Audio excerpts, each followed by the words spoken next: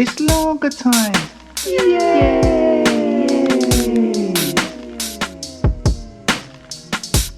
Lager time.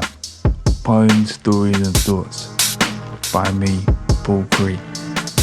Who else?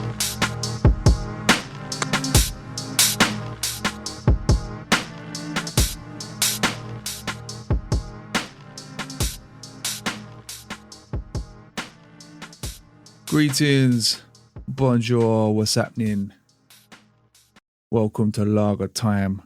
Legions of lager lights, grab your tins, your bottles and your pints. My name is Paul Cree and this here is my blog podcast thing where I share bits of my writing that I've been working on, poems, stories, thoughts, sometimes music. Here we are. I just banged all that out off the top of my head without having to look at my little document where I keep the lager time regular bits like the links and all that stuff. So there we go. Got there in the end. It's only taken me however long I've been saying all that gubbins. About 2 years I reckon. Alas. So what's been happening? Not a great deal to be honest. Not since you would have last heard from me 2 weeks ago or whatever. It's Tuesday morning here in Maidstone. It's a bit wet. The bins have come. I've just recorded the most recent episode of Lager Time, which is the penultimate edition. I think I've correctly used the word penultimate, second to last, I think. So that's in the bag. But yeah, really, all these last couple of weeks, it's just mostly been my work with Dream Arts. It's just rehearsing, getting this show ready to go to Bristol on the 30th of May at Acta Theatre, ACTA. Tickets are free. The show's called Love Scripted, and the event which the show will be at is called Call and Response. And it's like a festival of community theatre. So we're taking our project there from London and we're headlining the event, and there'll be a couple of local Bristol groups that will be sharing some bits and bobs as well. So it'll be like a nice little night. Yeah, the show, the play we're taking is called Love Scripted, which we've been working on since October last year. Really, it's a story about love, 4 characters and their different interpretations of what love is and how that manifests on stage. The group are 8 strong. They're all refugees and asylum seekers, some of which we've worked with for 3 years now. Some of which are brand new to the project and have never performed before.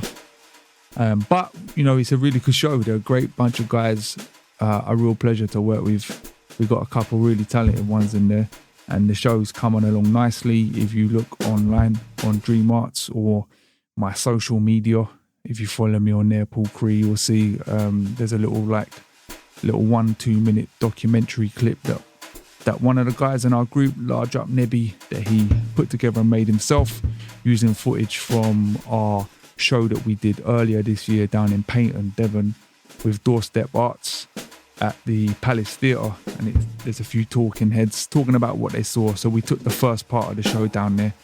This part in Bristol is still a work in progress. It's not finished yet, but it will be parts 1 and part 2. So probably about 50 minutes to an hour. And then when we come back from Bristol, we go back, we do the work on the final part of the show. We take it to Birmingham Rep Theatre in July, then back to London in August, Marylebone Theatre, where we're based, where we do the big homecoming show, and that's it. That's the end of it. It's kind of how we work, really, how we've worked for the last couple of years. But yeah, everything's gearing towards that. Lots of rehearsing, and I've been also writing the last part of the show. So my role in the group is I co-lead it with a director called Catherine Palmer. So we run the sessions every week, and there's a lot of like other stuff involved, a lot of producing of the project. And then of course, artistically, I write the script and also write all the music for it. And what we tend to do is like we get the guys to create characters at the start of the year, and then we work with them to weave a story together. And then I'll write bits, give it back to them, see what they think. they can make changes, go back, change that. It's the same thing with the music. You know, a lot of the levels of English vary quite dramatically in the group. So I write all the lyrics. It's all kind of beatboxed and rap based. I mean, that's all I can do really. And I run it all through a loop station.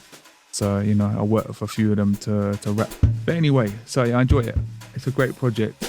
So I get some artistic fulfillment from doing it, but also mainly I co-lead the group and build relationships with these guys. And like I mentioned, some of them I've known now for a couple of years. And we've gone through a lot, you know, and they've got, as I'm sure you can imagine, pretty difficult lives. But they're like genuinely a lovely group. They look after each other and they're a good laugh. You know, we have a good time. And I think the show is probably the best one we've done so far of the three that we've now done. Well, 2 and 3/4. But yeah, come on down, Bristol, 30th of May, Actor Theatre. If you know anyone in that area, please send them our way. It's I think it's 7 o'clock. The night will run over a couple of hours, but there'll be some music. Tickets are free, you just got to book them online. We've sold a few. We've managed to push a few. But yeah, we're not from Bristol, so if you know anyone over that part of the world, send them our way. But that's it. There you go. Really, that's the kind of only major update. So yeah, this edition of Lager Time is the penultimate edition of this little series I've been doing. I've called it on first principles, I think. So it's just about establishing, I guess it's maybe the first piece in the second to last one of 12 pieces where I actually talk about utilizing some of this wisdom from meditations as opposed to just using it to go off on these rants about this and that. But there's still rants about this and that in there. Anyway, hope you enjoy it. It's the penultimate one. I've written, I've almost finished the final one for book number 12. And because I'm going away at the end of this month for Bristol for this show, I'm going to try and squeeze the recording in later this week. But I'm in Maidstone now. I head up to London tonight. I'll be in London till at least Friday. So I've got to try and squeeze it. I want to bang it all out before I go Bristol, and then end of the month, May, come back, and then I'll go on holiday with my wife, and then I just want to chill out. You know what I mean? As much as I love doing this, I do it. You know, it's a passion project. It takes a long time. It takes a good while to write it, at least a week. I write in little stints, and then the recording and editing process probably takes the longest. Over the years I've been doing Lager Time now, it'll be 3 years in October. I've slowly improved how I record and taken that side of it a bit more seriously. So what that inevitably means is it's a lot more work. It's a lot more work to record it. It's a lot more work to edit it. And then, I don't know, do all the little funny little things I do with it. And then stick it all out. So try and do it at the start of the week, stack it up for the end of the week. And this series has worked well because doing it the way I've done it is an episode every other week, which I think I've stuck to more or less the whole way from the start. It gives me enough time to write it, record it, edit it, and do it all. But for this last one, I want to get it out for the end of the month. So, and that'll be it. And then I'll go away, have a little think about what I want to do next. But it does take a lot of time. I think I'm going to have to come back and try and focus on doing some other things that actually earn me some dough, aside from all my dream arts work or whatever.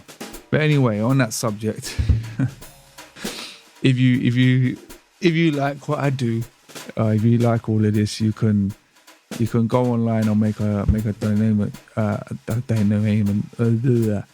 donation. My voice is tired. I normally do this first and then go in the booth and record the piece, but I've done it the other way around. I've gone into the booth, recorded the piece after doing some other stuff this morning, so my voice is tired. But anyway, yeah, you can Ko-Fi, which I think is KO-FI, Paul Cree. I'll put a link in the description. You can go on there and make a donation. You can subscribe to Lager Time. I don't know what that gets. Yeah, this isn't like you can pay, but I'm not that fussed about that one. But if you want to support it in other ways, just tell your friends. Like once this is finished, it just sits there online. It's a lot of work's gone into this. If you think anyone's interested in this weird little self-indulgent niche thing that I do, then send them my way. If you subscribe on Substack, you get the email version with the writing as well as the podcast, and then the podcast goes out to YouTube now, Spotify, Apple, Amazon, I think, and loads of other ones that I probably don't even know the name of. I just click a button and it sends it all out. Yeah, and then of course there's all the usual. There's the music. I've got an EP that I put out 18 months ago, Toast in the Machine, Spotify, Apple Music, there's loads of stuff on there. And there's videos and all of that caper online. And then there's my book, The Suburban, down to the last few copies. And there's the Hip Hop Theatre Trilogy, which I co-wrote a couple of plays. You can get all that from my website, www.paulcree.co.uk. But anyway, all right, enough rambling. Let's crack on with the penultimate edition of this season, which I initially thought to call Meditations on Meditations, but then I thought Meditations, as in me calling my end of this Meditations, was a bit elaborate. I can't think of a word for like self-indulgent, ranty stuff. This wank meditations. I don't know. Anyway, there you go. You'll get this on Friday, all going well, so long as I can edit it in time. But I hope you have a wonderful weekend. I think it's bank holiday weekend this weekend. Enjoy yourself. Enjoy the playoff final if you're watching that. Leeds, Southampton. My mate Gary from Leeds, who sometimes listens, he's a big Leeds fan, obviously. So, large up the Leeds. I don't care much for Southampton. I think their manager's a knob. And football's over. And then you'll get the next one hopefully next week. All right. Peas and taters. Paul.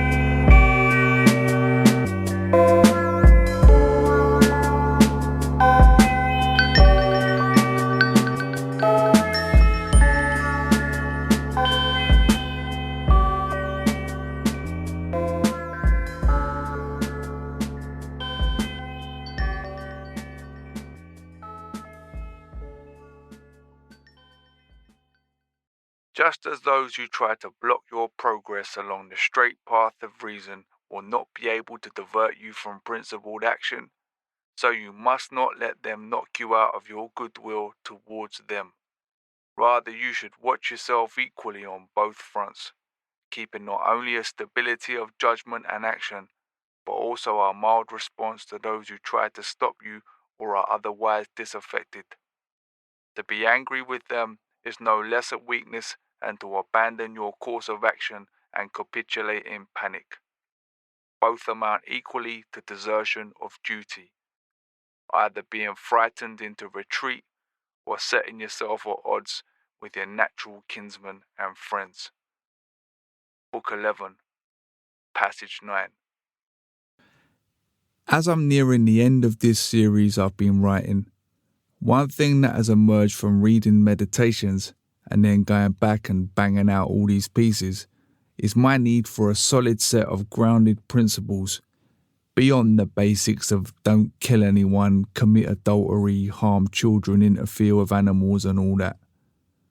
It's not enough to simply know what to do and what not to do, but I should know why. Wherever something comes up that I'm not sure of, I should test them against these principles. This probably all sounds obvious, but for me, I think I need constant reminders of it. Otherwise, my head can spiral off in all manner of directions, like a box of fireworks casually flung onto a bonfire. Small steps then, as I slowly put these principles and actions together. Like this one, not to look at my phone first thing in the morning. This includes listening to podcasts, which I'm probably addicted to, unless it's one of those philosophy ones that I like. They don't tend to get the fireworks fizzing. If I can hold off doing that for the first few hours of the day whilst being mindful of what I'm thinking about when I'm walking the dogs, my mornings are noticeably more pleasant. It's difficult though, especially when I'm tired. I slip back into bad habits. But you gotta start somewhere. Growing up Catholic in the UK, in a fairly liberal and tolerant but far from perfect society, has given me a pretty decent set of principles. To be fair, you can't knock the 10 Commandments and the basic idea of tolerance in a liberal society, though increasingly under threat from nutters both on the political right and the left. However, for me, it's not enough to just abide by these. I think it's better that I should know why. In the last piece, I touched on some experiences of racism in the UK that I'd seen growing up. I'm not sure when, but at some point in my teens, I sat down and actually thought about why racism is bad. I knew it to be bad, but why is it bad? I came to the conclusion that it is bad. And not just bad, it's stupid. Award me the Nobel Peace Prize. Lively. I mainly concentrated on how foolish I thought it was, making negative mass generalizations about mass groups of people. Because you can never be accurate doing that. It's too easy, too convenient, and of course, highly dangerous. There is something to be said for cultural traits, but for every generalized racist dart thrown, there's probably a ton of solid examples that prove that generalization to be in the very least misguided and at worst utterly wrong. I've seen it too many times. Being Catholic, a Millwall fan and from a small town in Surrey, I've had lots of negative generalizations thrown at me regarding those three things, most of which were frankly a load of bollocks. They still hurt or angered me though. I also realised that life's too short to be holding grudges like that. You're denying yourself all manner of great opportunities to grow, learn, develop and love. They're all human things, human gifts. Finally, there's the basic mutual respect for a fellow human's life. We ain't all that different when you boil it down. Nobel Peace Prize, lively. All of which led me to devising my groundbreaking work, what I came to call the safe versus dickhead test. I thought about all the people I knew that were safe and all the people that I knew who were dickheads. The results for both groups in that extensive and scientifically rigorous test were a solid Dulux paint chart mix of white, black and brown and all shades in between. Nobel Prize for Science, lively. Though I've paraphrased it, I'm quite impressed by teenage me's ability to rationally come to those conclusions, considering how much time I dedicated to thinking about sex, beating people up and other such trivial crap that was never going to happen. At some point, I also wondered what it might be like to be a high-rolling drug dealer. Even if you were loaded, the levels of paranoia every day must be huge. That world seems dog-eat-dog, and without the protection of the law, anyone could come and have a pop at any point. If you're balling out of control, there's probably going to be a lot of pretenders who want what you've got and will do whatever it takes to get it. Being able to simply relax, go to the pub, or put trust in people must be very difficult. Where's the fun in that? No wonder Scarface got heavy on the sniff. However, too many things, opinions, views that I had didn't get that level of analytics. So, back to the principles idea. I've nearly always been someone who worries about what other people think way too much. Aside from when I'm being stubborn, like doing lager time or refusing to drink craft beer, it really inhibits me from doing things I want to do. Countless times I've not done something or did something when I didn't want to because I'm too busy screwing about what other people might be thinking about me. When this happens too much, I tend to start thinking negative things about those people who might be mugging me off. Eventually, this internal feedback loop just burns me out, often when no one has said anything or nothing has happened. And even when people have mugged me off, why does it matter so much? It's all externals, after all. There's been a bunch of times when people have aired negative opinions about something I'm doing. This job, for a start, working in the arts. When I was about to make the jump to becoming professional, the amount of people that told me that there's no money in the arts. The inference I took from such wisdom was that I was making a mistake, therefore I'm a knob. It annoyed me. Had I made a jump from a lucrative and stable career, I don't know, like a corporate lawyer or something, they might have had a point and thought twice about it. At the time, I was working a glorified admin job collecting loan repayments in the middle of a recession on £21,000 a year, most of which went on paying rent, bills, debts and beers on the weekend. Hardly a lucrative and rewarding job. Those sorts of comments still affected me though. I almost didn't do it even when I had nothing else going for me and I was miserable. Why? Perhaps I thought that they thought that I was an idiot. Even if they did, why does it matter? I don't think I'm an idiot. Actually, wait a minute. Similarly, when I started MCing and rapping, I had loads of negative comments about me doing it. Some of them were borderline racist, some were classist, some were questioning my reasons for taking up such a pursuit. Some were just casting doubts on any ability I may have had. It affected me so badly I almost gave up, twice, paranoid thinking people were laughing at me or thinking I was a moron. First time around, my mate Mickey T talked me into continuing. Second time, it was my dad and my brother Will. Interesting with Dad because I assumed, wrongly, that he didn't approve of me doing it. Those moments of severe doubt were many. I still get them. Who doesn't? Luckily, I had those good people around me and the simple fact that I enjoyed writing lyrics and rapping so much because that pure enjoyment is what kept me in it. I went close though and wobbled, all because of other people's opinions, real or imagined. I work a lot with young people of all different age groups. When I do things like beatboxing, rapping and poetry with primary school kids, lots of them, boys and girls, really take to it, or at the very least, they give it a good go and tend to enjoy themselves. They don't seem to have that fear of what other people are thinking. There's always shy ones, of course, but generally they just get stuck in and enjoy the ride. When I go and work with secondary school kids, it's quite often the opposite, especially with girls, even when I come across ones who show some ability in that regard. It's easy to judge from the outside whilst never truly knowing what's going on, but the impression that I get is the fear of harsh judgment from their peers puts many people off from doing it. It's brutal. Unless you get in a class where the dominant personalities are into it, that tends to give a green light to everyone else, but that's rare. It's the dominant ones who are normally pulling everyone else down, as opposed to raising them up. What makes it difficult to witness is when I come across those kids who look like they might actually be into it. Just for a moment, there's a little flicker in the eyes, a little twitch in the forehead indicating some cogs might be turning, until their gaze goes in the direction of their classmates and the moment's over.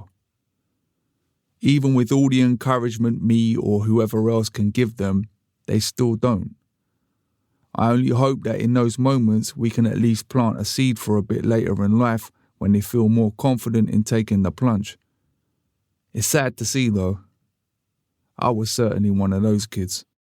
I can remember enjoying drama lessons in primary and middle school. I got to perform in assemblies and a school play and I loved it. At secondary school, that enjoyment became the faint flicker in the eyes. Drama, and to a lesser extent music, was not very cool, according to me. I thought that drama was for knobs who loved themselves, and I perceived music to be like that too. I was a lot closer to music, being that I grew up in a musical family, but pursuing it for a while just made me think of guitar boys twanging away, hoping someone would hear their divine talent. But really, it was probably the fear of judgment from others and not having the balls to go and do it myself which stopped me from pursuing it. But I always had the flicker. Regardless of what me or some other random cynics thought about it, those drama and music kids were probably having the best time. Fair play to them. Whatever it was I was doing, I weren't enjoying it. I left school and did IT. That worked out, didn't it? As an adult, in what for the last few years have been at times very politically polarising, I've often held back from saying what I think for fear of being judged, particularly when I feel my view on something is the opposite of what most people around me are expressing. Brexit was a prime example of this. I voted Leave. Most people I knew voted Remain. Right until the last minute, I was going to vote the same as my peers. But when I realised I didn't actually know much about the EU, and in particular how it functions, I did a lot of reading and changed my mind. I learned that both camps, Leave and Remain, were politically speaking very broad churches, all of which had valid points to make. It was a close call, but I stand by it. I had a vague notion that the EU was some left-leaning bastion of tolerance and democracy holding rampant Tories to account, but I no longer thought that. I found it to be quite the opposite, just with a lot of progressive window dressing, like all these corporations that fly the flag of whatever social movement is popular at the time. I knew people would be upset by the outcome of leaving the EU, fair enough, but what I didn't expect was the aftermath, much of it deeply troubling. There were claims of rampant racism from gloating Brexiteers, which I don't doubt the existence of, though I'm pretty sure at least some of it was either exaggerated or fabricated. For me, with the circles I move in, most of the negative stuff I saw was a toxic mixture of obnoxious arrogance, classism, ageism, regionalism, if that's such a thing, and elitism from people angry about the result. I even heard stories about people being harassed out of their jobs for voting Brexit, labelled racist, xenophobes and whatever else. It was a scary time, so in a lot of situations, I just kept my mouth shut. I hadn't done anything wrong. I just had the wrong opinion for a lot of people. But it felt genuinely risky to say anything. Regardless of what I saw, if I was to have run my groundbreaking safe versus dickhead test, both sides of the debate would take up space in both columns. In all of those examples, what I lacked was some grounding principles that I think would have fared me better in coping with those situations. If I was able to test these supposed critical voices, either in my head or in real life, against some decent first principles, I would have seen how shallow my worries were. So, here's a little crack at some first principles, which I hope will come in handy in the future. 1. Refrain from judgment. Treat people as they come, as best I can. Off the bat, really tough this one, being that my extensive Nobel Prize winning research in my teens proved there's a lot of dickheads out there. Though probably impossible, worth aiming for at least. Of course, if I'm down an alleyway late at night and some bare-chested geezer with Nazi tattoos comes running down screaming racist obscenities, swinging a baseball bat, I think I'd be safe in my assumptions of what type of person this is, and scarp her out of there, lively. 2. When I'm worried about something, think it through.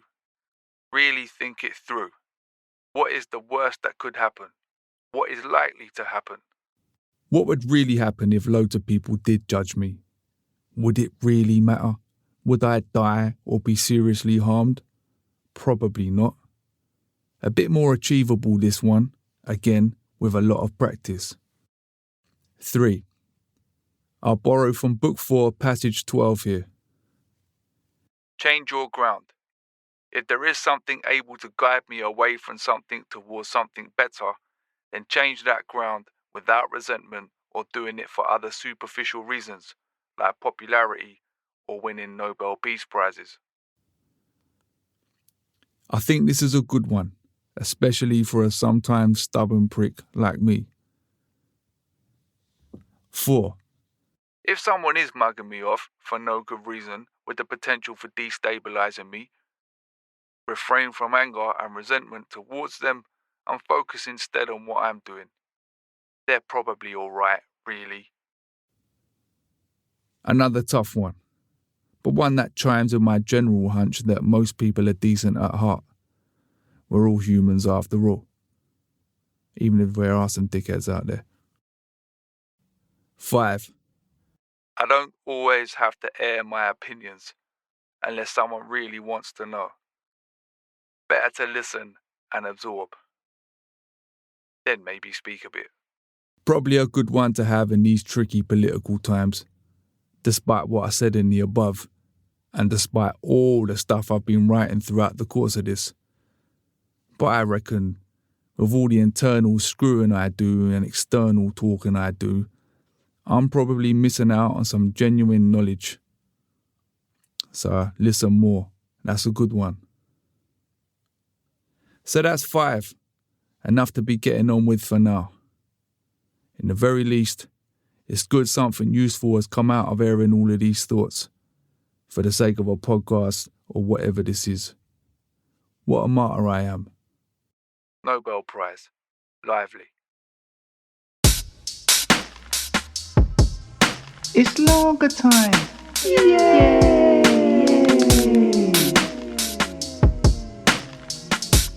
Lager Time. Poems, stories and thoughts. By me, Paul Cree. Who else?